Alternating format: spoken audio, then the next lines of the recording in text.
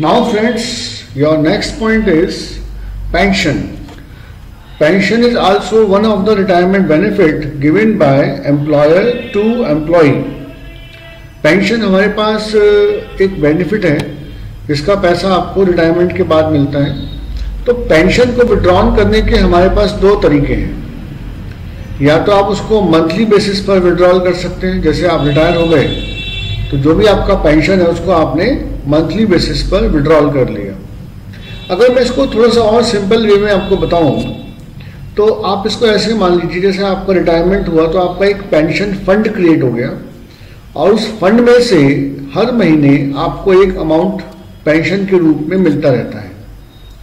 और यदि मैं चाहूं तो उस फंड का 100% और सम परसेंटेज पैसा एक साथ विड्रॉल कर सकता हूं। तो जो पैसा मैं एक साथ विड्रॉल करूंगा उसको बोलेंगे कम्यूटेड पेंशन। क्या बोलेंगे? Commuted pension, amount withdrawn in lump sum. और जो पैसा मैं मंथली बेसिस पे विड्रॉल करूंगा, this is uncommuted pension, amount withdrawn on monthly basis. तो लंप सम जब विड्रॉल किया आपने एक साथ, दिस इज कम्यूटेड, और जो पैसा आपने 1 by 1 मंथ वाइज विड्रॉल किया, दिस इज अनकम्यूटेड। तो ये जो अनकम्यूटेड पेंशन है ये टैक्सेबल है in both government as well as non government. तो चाहे वो गवर्नमेंट एम्प्लॉय हो और चाहे वो नॉन गवर्नमेंट एम्प्लॉय हो, दोनों केसेस में this amount is fully taxable.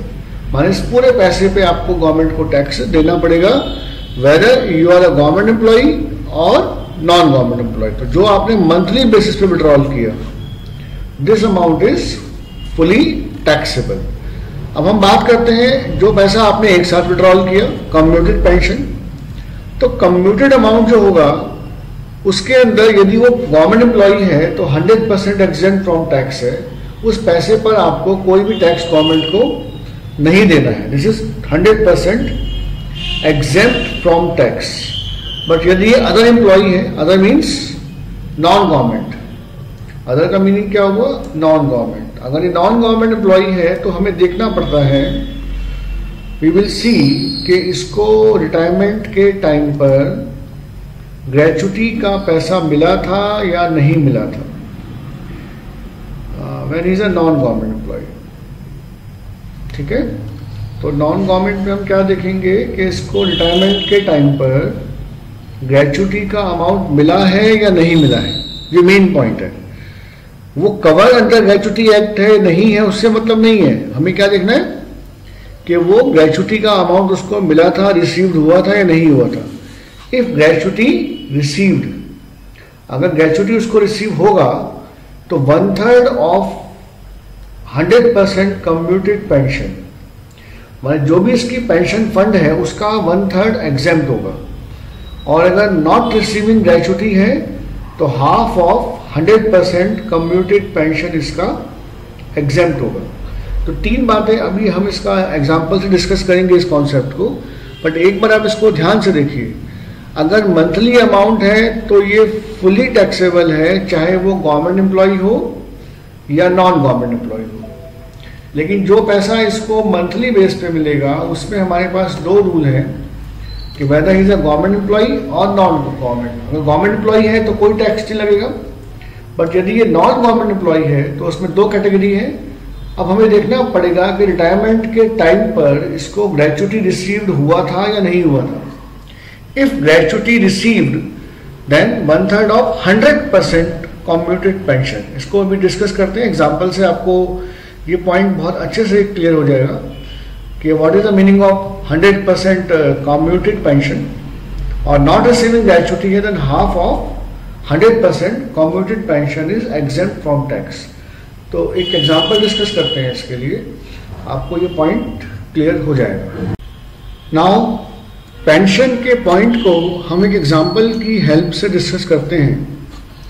Suppose mister Ram retire from service as on July 1st 2015 and getting pension ₹10,000 per month.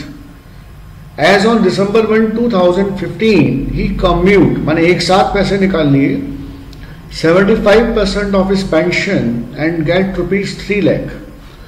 तो हमें we need to find out, calculate amount of taxable pension, amount of taxable pension for assessment year 16-17 if he is a government employee, if he is non-government employee and receiving gratuity, if he is non-government employee and not receiving gratuity. तो इस point को हम one by one discuss करते हैं example की help से. तो कैसे हम इसको सॉर्ट आउट करेंगे, तो केस नंबर 1 की बात करते हैं. पहले वी आर टेकिंग केस 1. सबसे पहले कैलकुलेशन से पहले हमें कुछ और कैलकुलेशन करनी पड़ेगी. अब केस 1 में जो इसका मंथली पेंशन है, पहले वो हमें फाइंड आउट करना पड़ेगा कि इसने मंथली बेसिस पर कितना पेंशन विड्रॉल किया. तो हमारा जो ईयर है वो अप्रैल 1, 2015 टू मार्च 31, 2016 है, और ये रिटायर हुआ आपका जुलाई 1 को.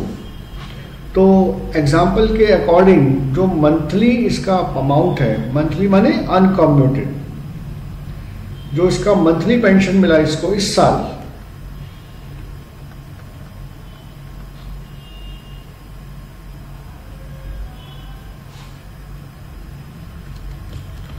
मंथली पेंशन मिला इसको जुलाई, अगस्त, सितंबर, अक्टूबर, नवंबर, दिसंबर, जनवरी, फरवरी, मार्च, इसको मंथली पेंशन मिला 9 मंथ्स. लेकिन दिसंबर 1 को इसने 75% अपना पेंशन कम्यूट करा लिया था. तो इसका मतलब ये हुआ कि जुलाई,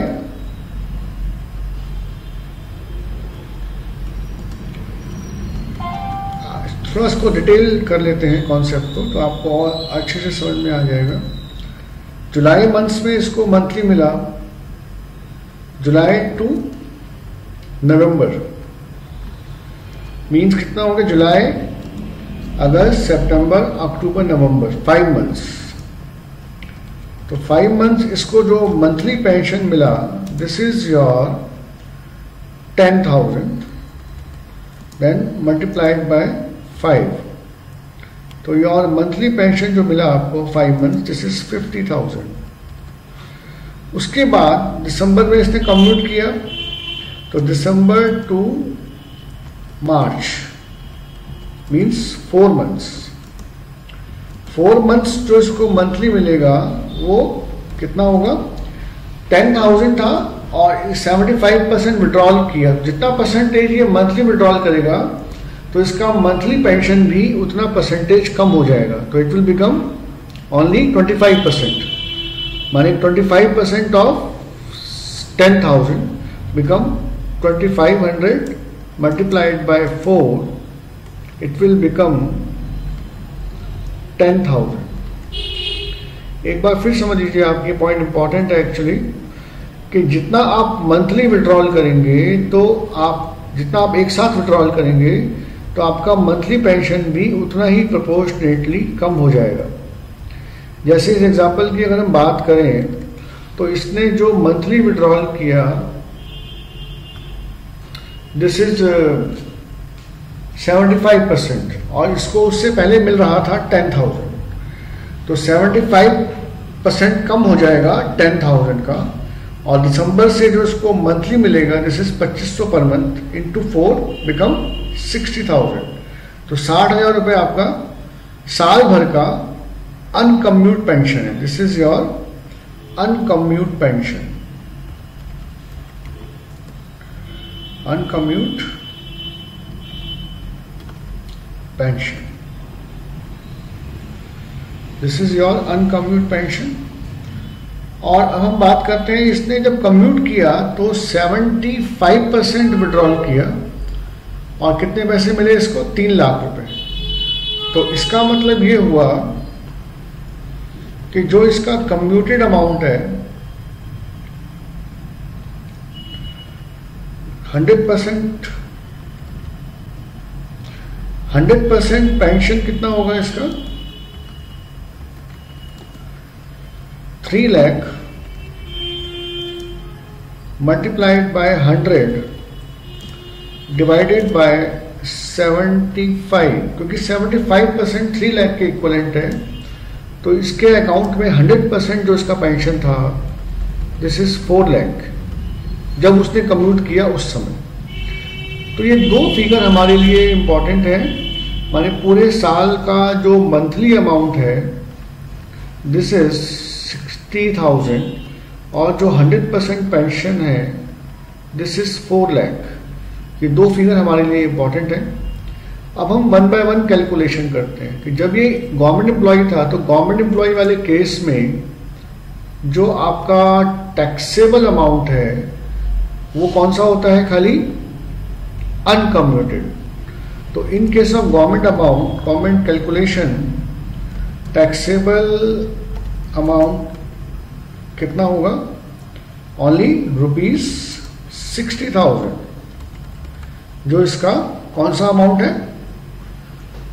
अनकम्यूट, मंथली वाला अमाउंट। जो कम्यूट वाला अमाउंट है वो टैक्सेबल नहीं होगा। अब हम बात करते हैं non government employ receiving gratuity. तो इस केस में जो इसका टैक्सेबल अमाउंट है, इस केस में जो इसका टैक्सेबल आएगा उसके अंदर जो अनकम्यूट का 60,000 है वो तो है ही है, साथ में प्लस क्या करना है? जो रिसीव्ड अमाउंट है, रिसीव्ड कितना होता है? Gratuity sorry pension amount 3 lakh. तो रिसीव्ड वाले अमाउंट में से माइनस करेंगे 1/3 of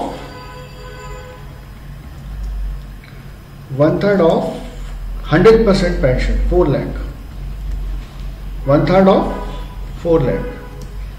Then your total amount is 60,000. Then 4 lakh का 1/3, 1,66,667. तो your amount is 3 lakh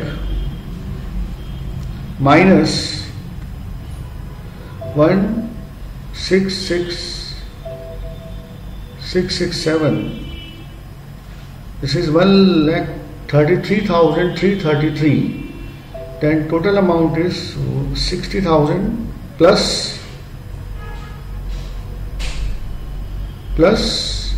60,000. Your answer is 1,93,000.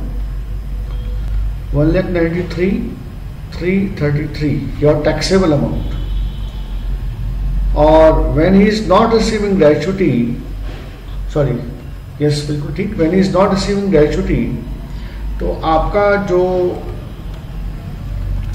Taxable amount आएगा इट विल 60,000 तो है ही जो हम मंथली बेसिस पर विड्रॉल कर रहे हैं, बट यहाँ जो आपका कम्यूटेड का प्लस होगा उसमें 3 लाख जो पैसा मिला उसमें से माइनस करेंगे हाफ ऑफ 4 लाख। तो remaining amount your taxable portion is 2 lakh plus 2 lakh 60,000। अब तीनों अमाउंट को बड़े ध्यान से देखिए कि जब ये गवर्नमेंट एम्प्लॉय था आपका, तो गवर्नमेंट एम्प्लॉय वाले केस में आपका जो टैक्सेबल अमाउंट आया, गवर्नमेंट वाले केस में खाली टैक्सेबल कितना होगा आपका? जो मंथली अमाउंट है। And what is of your monthly amount? 60,000। But यदि नॉन गवर्नमेंट एम्प्लॉई है and also and receiving gratuity, तो योर टैक्सेबल अमाउंट 60,000 प्लस 60,000 में प्लस करेंगे, क्या प्लस करेंगे? जो अमाउंट रिसीव्ड हुआ उसमें से माइनस करके 1/3 of 100% pension. And your 100% pension कैसे निकला? 3 लाख रुपया आपको मिला था जो कि 75% के इक्वलेंट है। Then your total amount is of ₹4 lakh. 4 lakh क्या हो गया? मतलब पेंशन फंड में आपका उस समय 4 लाख रुपये था जिसका 75% आपने विड्रॉल किया है and you are getting ₹3 lakh. तो 100% पेंशन 4 लाख का 1/3 इसमें से लेस करेंगे, तो 60,000 plus this equals to 1,93,333 your taxable amount. और when he is not receiving gratuity then 60,000 plus 3 lakh का हाफ, ओवरऑल 260। तो 3 हमारे पास मेथड थे कैलकुलेशन के। ग्रेचुटी अगर ये गवर्नमेंट एम्प्लॉय है तो मैंने आपको बताया गवर्नमेंट और नॉन गवर्नमेंट के केस में मंथली फुल टैक्सेबल है, और अगर ये गवर्नमेंट एम्प्लॉय है तो कम्यूटेड वाला फुली एग्जेम्प्ट है, और बाकी अदर नॉन गवर्नमेंट के लिए ग्रेचुटी रिसीव करेगा तो 1/3 ऑफ 100% कम्यूटेड पेंशन एग्जेम्प्ट होगा, otherwise half of 100% of commuted pension. आप इस एग्जाम्पल को एक बार बड़े ध्यान से दोबारा से स्टडी कर सकते हैं, रिवाइंड करके, रिकॉल करके इस एग्जाम्पल को बड़े क्लियरली समझ लीजिए। दिस इज नॉट डिफिकल्ट, आप आराम से सिंपली इसको अपना ग्रैस्प कीजिए। ठीक है, अब हम नेक्स्ट पॉइंट डिस्कस करेंगे। This is your leave salary. तो नेक्स्ट वीडियो जरूर देखिए जिसमें आपको लीव सैलरी का पॉइंट डिस्कस मिलेगा। Thank you very much.